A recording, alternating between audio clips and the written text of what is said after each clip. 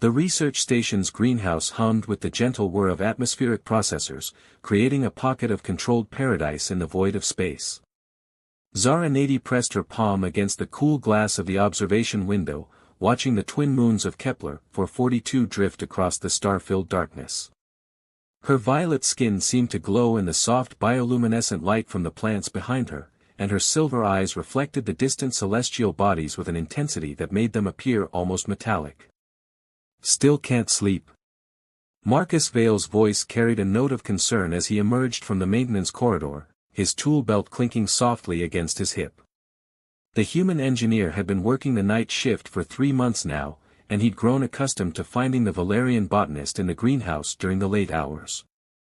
Zara turned from the window, her long copper hair catching the light as it shifted across her shoulders. "The plants are restless tonight," she said, her accent adding a musical quality to the standard words. "Something in the atmospheric readings feels different." Marcus approached the central console, his practiced fingers dancing across the holographic displays. "Environmental systems are all nominal," he reported, though his brow furrowed as he studied the readouts. "Wait, that's odd. The electromagnetic field readings are spiking." "The moons," Zara whispered, her voice suddenly tight with an emotion Marcus couldn't identify. "They're moving into alignment." He looked up at her, noting the way her hands had begun to tremble slightly. "Is that significant?" "I mean, beyond the usual gravitational effects." Zara's laugh held no humor. "You could say that." She moved away from him, her movements becoming increasingly agitated. "I should return to my quarters. The alignment won't peak for another hour, maybe 2. "Zara, wait." Marcus caught her arm gently, and both of them froze at the contact. Her skin felt unusually warm, almost feverish, and he could have sworn he felt a faint electrical charge pass between them. "What's wrong? Talk to me." Her silver eyes met his, and for a moment, Marcus saw something vulnerable and almost frightened in their depths. "My people, we have certain biological responses to celestial events. The crimson alignment happens perhaps once every few years. It's..." She struggled for words. "It's a reproductive cycle. Ancient, instinctual." Understanding began to dawn on Marcus's face. "Like a heat cycle?" "Similar, but more intense. More consuming." Zara's breathing had become slightly labored, and a faint sheen of perspiration beaded on her forehead. "The radiation from the aligned moons triggers biochemical changes in Valerian physiology. It was an evolutionary adaptation from our homeworld, ensuring population survival during specific astronomical events." Marcus kept his voice gentle, professional. "How can I help? Do you need medical attention?" "No," Zara said quickly, then hesitated. "Yes. But not the kind you're thinking." She closed her eyes, leaning against the workbench as a wave of something, pain, heat, need, washed over her. "The only relief comes from physical contact. Intimate contact." The greenhouse fell silent except for the hum of machinery and Zara's increasingly labored breathing. Marcus felt his heart rate accelerate, not just from the implications of her words, but from the way her distress was affecting him. He'd always found her attractive, her otherworldly beauty was undeniable, but they'd maintained a strictly professional relationship. "How long does it last?" he asked quietly. "Hours," she gasped, her control visibly slipping. "Sometimes a full day. The pain is excruciating without relief." She looked at him with desperate eyes. "I shouldn't ask this of you, Marcus. We barely know each other outside of work protocols." Through the greenhouse windows, the twin moons had drawn closer together, their crimson light intensifying. As the first wave of the alignment energy washed over the station, Zara cried out softly, her knees buckling. Marcus caught her before she could fall, pulling her against his chest. The moment their bodies made full contact, something electric passed between them. Zara's eyes widened, and Marcus felt a strange tingling sensation throughout his nervous system, as if every cell in his body had suddenly become hyper-aware. The alignment has begun, she whispered, her voice thick with need. Marcus, I. Hey, he said softly, lifting her chin so their eyes met. You're not alone in this. I'm here. Her response was to press closer to him, her body radiating heat that seemed to seep through his clothing. Are you certain? Once we begin, there may be consequences. My people don't engage in casual physical relationships during the alignment. It's considered sacred. Marcus looked into her silver eyes, seeing the person he'd worked alongside for months, shared late-night conversations with, gradually come to care about more than he'd been willing to admit. I'm certain. What followed was unlike anything either of them had experienced. Zara's need was intense, primal, but Marcus found himself responding with an urgency that matched her own. As the crimson moonlight flooded the greenhouse, they came together with a passion that seemed to transcend mere physical attraction. Her skin felt like silk beneath his hands, warm and somehow luminescent in the strange light. When she whispered his name in her native tongue, the words seemed to resonate in his chest, creating vibrations he felt rather than heard.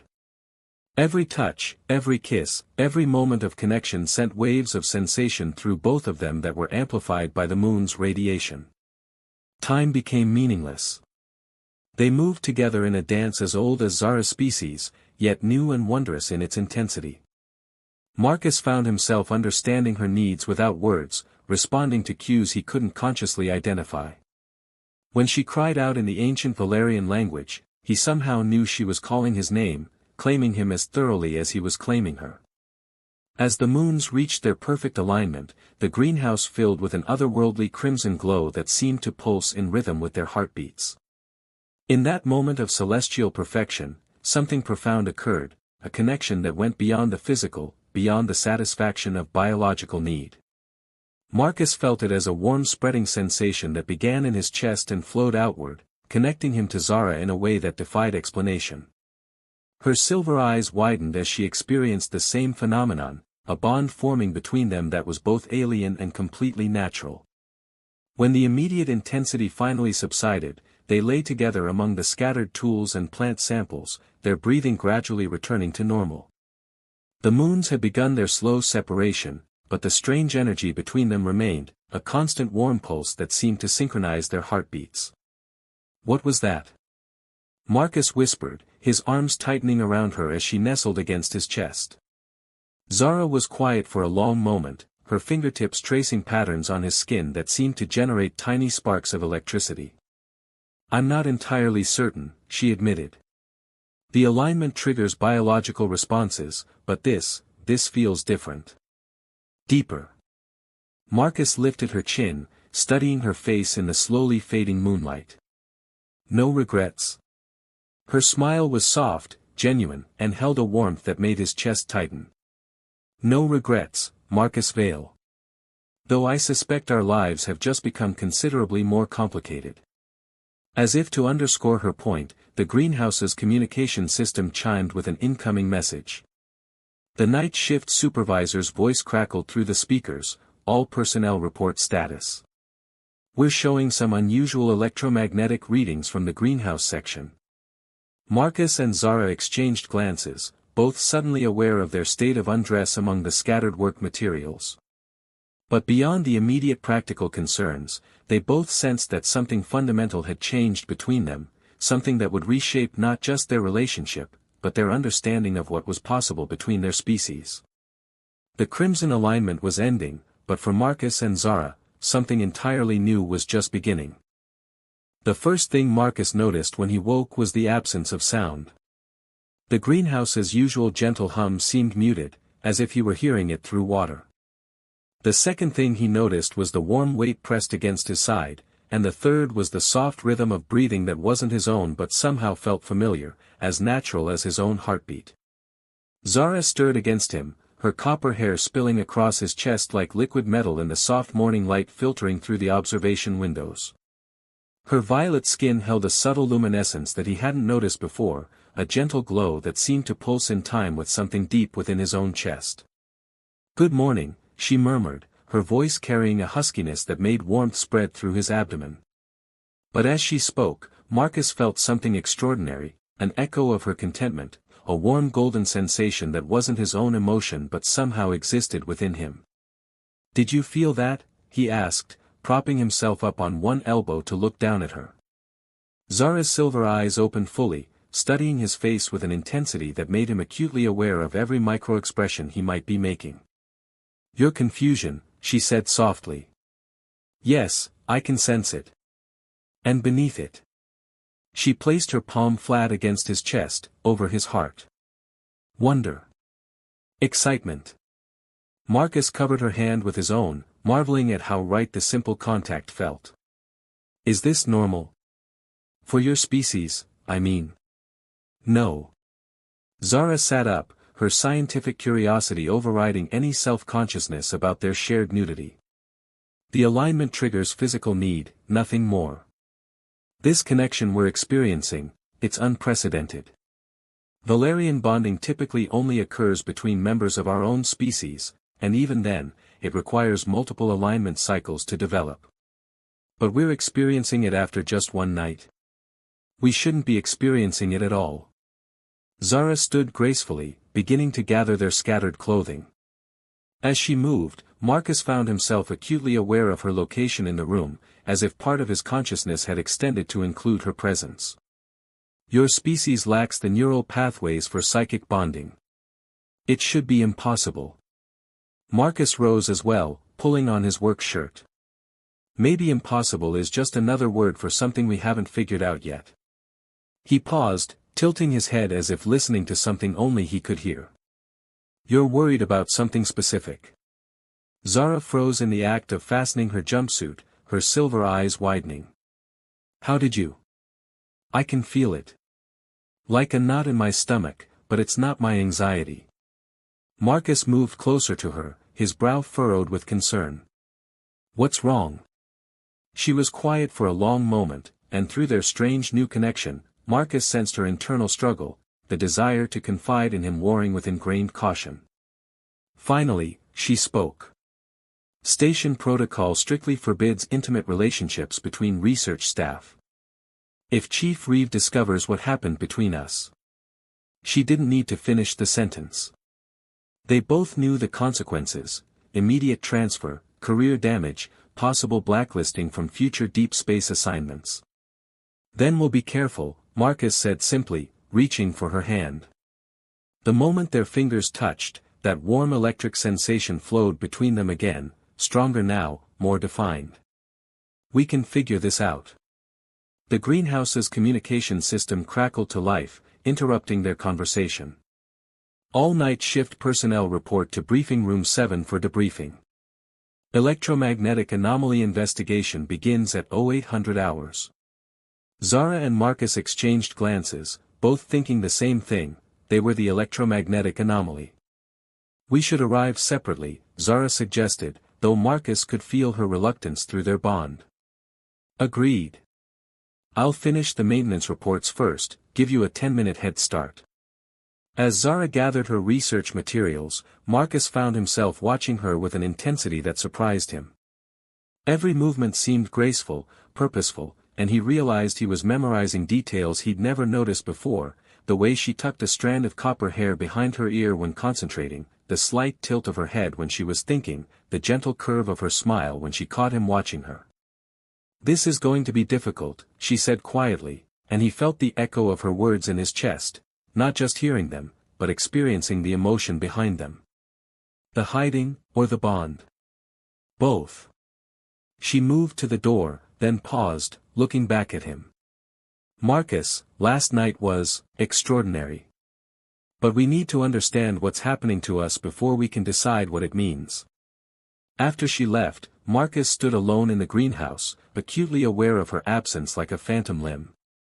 He could still sense her presence somewhere in the station, a warm glow at the edge of his consciousness that grew fainter with distance but never disappeared entirely. The morning briefing was torture. Marcus sat 3 rows behind Zara, watching the back of her head and fighting the urge to reach out through whatever connection they'd formed. Chief Reeve, a stern man with graying hair and suspicious eyes, detailed the previous night's electromagnetic readings with bureaucratic precision.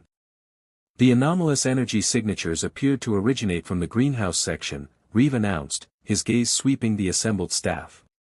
We'll be conducting individual interviews to determine if anyone observed unusual phenomena. Through their bond, Marcus felt Zara's spike of anxiety, quickly suppressed. He tried to project calm reassurance in return, and to his surprise, he sensed her subtle relaxation. The connection was definitely strengthening. "Nady," Reeve called out. "Your preliminary report mentioned unusual plant behavior. Please elaborate." Zara stood smoothly, her professional demeanor impeccable. Several species showed heightened bioluminescence consistent with electromagnetic field fluctuations. "I've prepared detailed readings for your review." Marcus admired her composure, but through their bond, he could feel the racing of her pulse, the careful control she was maintaining. When she sat back down, he projected what he hoped was supportive warmth, and felt her gratitude flow back to him like a gentle current. The interviews were conducted individually throughout the day. When Marcus's turn came, he found himself face to face with Chief Reeve in a sterile conference room that smelled of recycled air and anxiety. "You were conducting maintenance in the greenhouse section during the anomaly," Reeve stated, consulting his tablet. "Did you observe anything unusual?" "Equipment readings were normal," Marcus replied truthfully. "Though I did notice some electromagnetic fluctuations on the sensors." "And Dr. Nady? Did you interact with her during your shift?" Marcus kept his expression neutral, though his heart rate accelerated. "Briefly. She was monitoring the plant responses to the field changes." Reeve's eyes narrowed slightly. "You've been working overlapping shifts for 3 months now. Have you developed any personal relationship with the Valerian researcher?" "We maintain professional courtesy," Marcus said carefully, which was technically true, even if it was far from the complete truth. After the interview, Marcus returned to his quarters, exhaustion weighing on him despite the relatively light duty day. As he entered his small living space, he was surprised by a wave of contentment that wasn't his own. Through their bond, he could sense Zara in her quarters 2 levels below, preparing for sleep. The connection worked both ways, he realized. She could feel his presence as clearly as he felt hers. That evening, they met in the greenhouse again, drawn together by a pull that felt as natural as gravity. The space felt different now, charged with memory and possibility. They didn't immediately fall into each other's arms as Marcus had half expected. Instead, they stood facing each other, both acutely aware of the invisible thread connecting them. "I can feel you," Zara said softly. "Even when we're apart, there's a warmth, a presence that follows me everywhere." "Same here." Marcus took a step closer, watching how her eyes tracked his movement with an intensity that made his pulse quicken. "Is it always this strong?" "I don't know. There's no precedent for this." She reached out tentatively, her fingertips barely brushing his arm. The contact sent that familiar electrical sensation through both of them, but stronger now, more defined. "My people's bonding process is well documented, but it typically takes months or years to develop this level of connection." "Maybe we're just fast learners," Marcus suggested, moving closer until they were nearly touching. "Or maybe," Zara said, her voice dropping to barely above a whisper, "we're experiencing something entirely new." The space between them seemed to crackle with potential energy.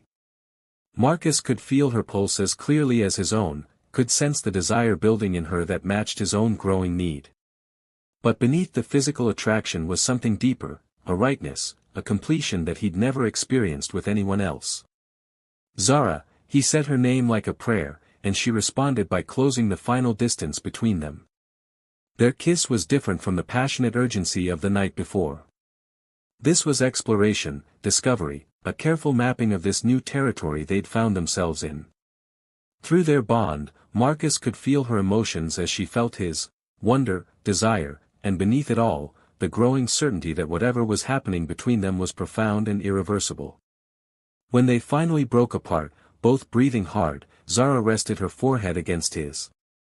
"We're going to have to be very careful," she whispered. "I know." Marcus wrapped his arms around her, marveling at how perfectly she fit against him. But whatever this is between us, whatever we're becoming, I want to explore it. Through their bond, he felt her agreement, her commitment, and her hope.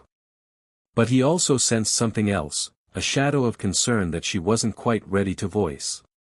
Something about consequences and complications that went beyond station protocol. As they held each other in the soft light of the greenhouse, the twin moons began to rise again in the distance, their light no longer crimson but still somehow significant. Whatever their first night together had started, Marcus realized, was far from finished. If anything, it was just beginning to unfold. And neither of them had any idea where it might lead. 3 weeks had passed since the crimson alignment, and Zara Nady found herself staring at the medical scanner's display with a mixture of disbelief and wonder. The small device trembled in her violet hands as she read the results for the third time, each scan confirming what should have been impossible.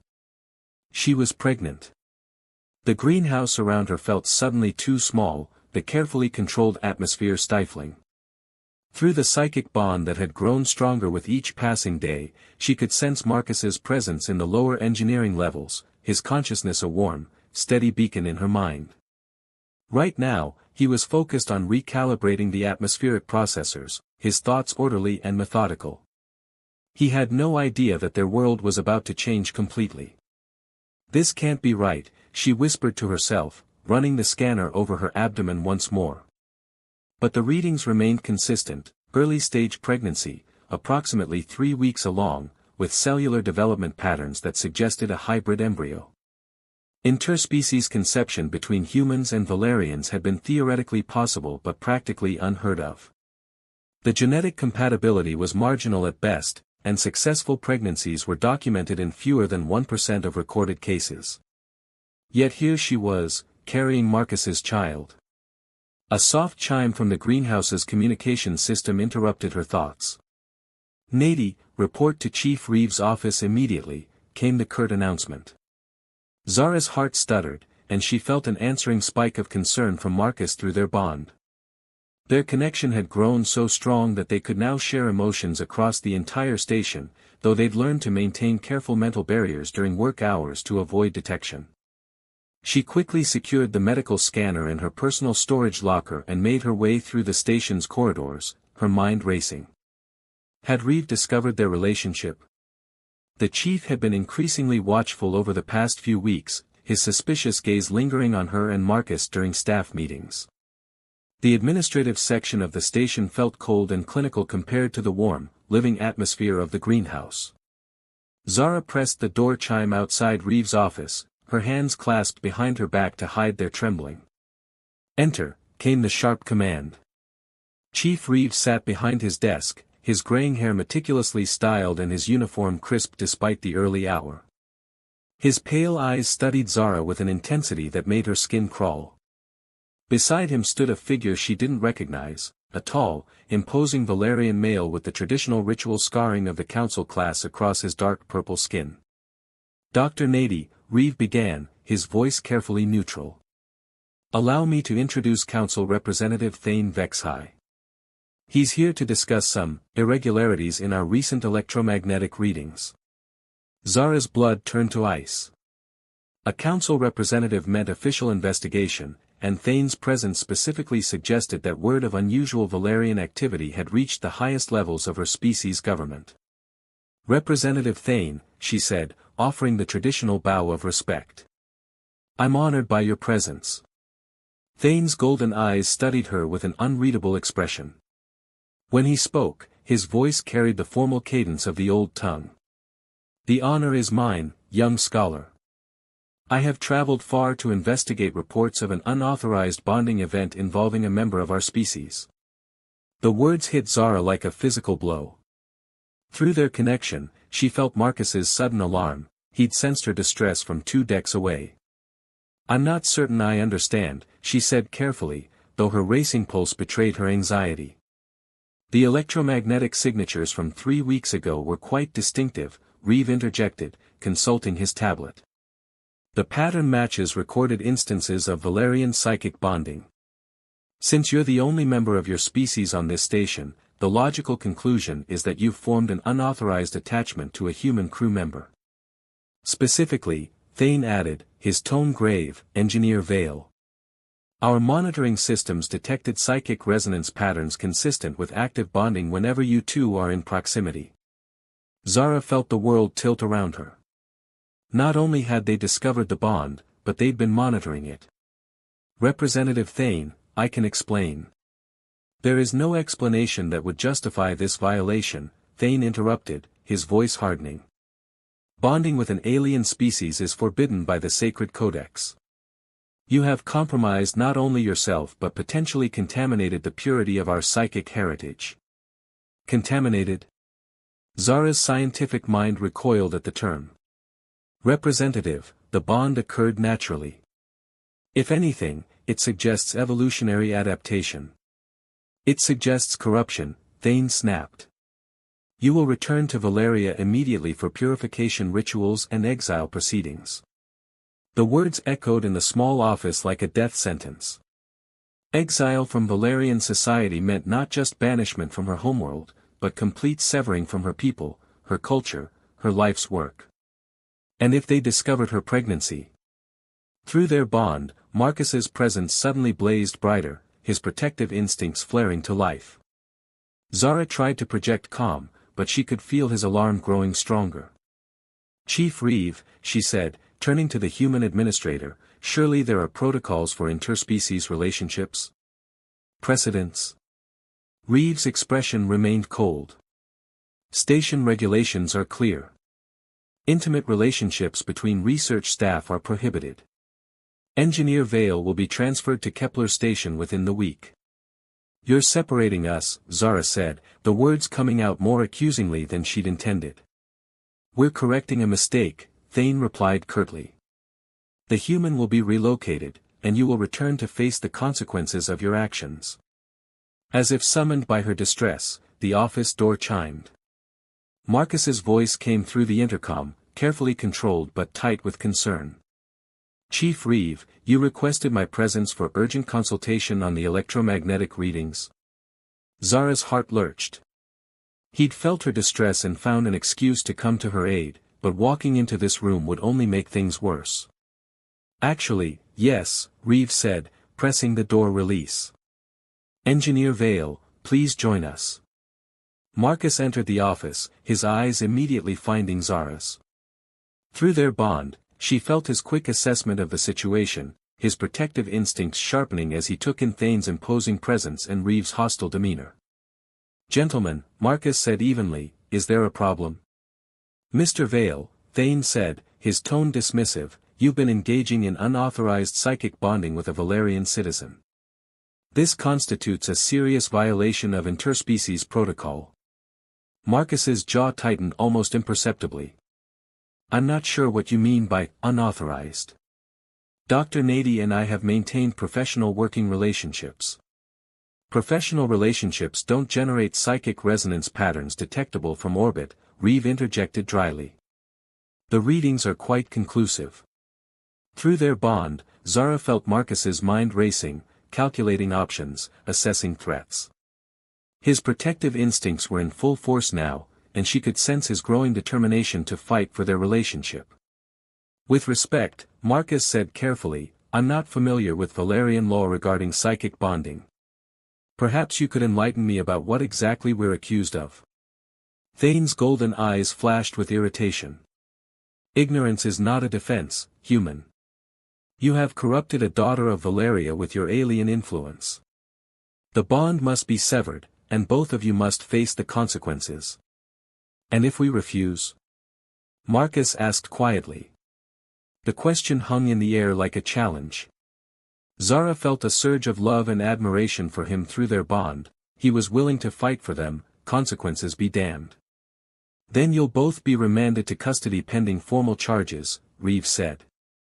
Dr. Nady will face exile proceedings, and you, Mr. Vale, will be court-martialed for violation of interspecies protocols. Zara's hand instinctively moved to her still flat abdomen, and through their bond, Marcus suddenly stilled. His eyes widened almost imperceptibly as he sensed the new information she'd been trying to keep from him. There's something else, she said quietly, her voice barely above a whisper. Something that changes everything. Both Thane and Reeve looked at her expectantly, but Zara's eyes were locked on Marcus's face. Through their bond, she let him feel the truth, the scan results, the impossible pregnancy, the life they'd created together. Marcus's face went pale, then flushed with a mixture of wonder and fierce protectiveness that blazed through their connection like fire. "What are you saying?"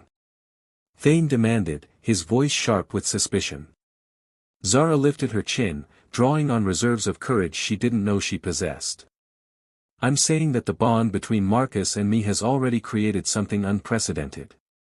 Something that makes exile and separation complicated." "Speak plainly," Reeve ordered. "I'm pregnant," Zara said, her voice steady despite the chaos raging in her mind.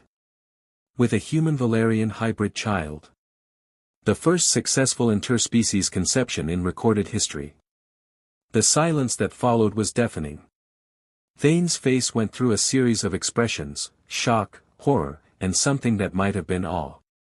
Reeve simply stared, his mouth slightly open. Marcus moved closer to Zara, his presence through their bond radiating protective determination. "That changes things," he said quietly. "That changes everything," Thane whispered, his voice filled with something approaching reverence. "A hybrid child, the implications for both our species." "The implications are that you've created an abomination," Reeve said harshly, recovering his composure. "This makes immediate separation even more critical." "No," Marcus said firmly, moving to stand beside Zara. "This makes it impossible. We're not just bonded now, we're family." Through their connection, Zara felt his unwavering commitment, his fierce love for both her and their unborn child. Whatever came next, they would face it together. "Representative Thane," she said, addressing the Valerian directly, "I understand this is unprecedented. But surely the Council will want to study this development. The potential for human-Valerian cooperation, for evolution itself."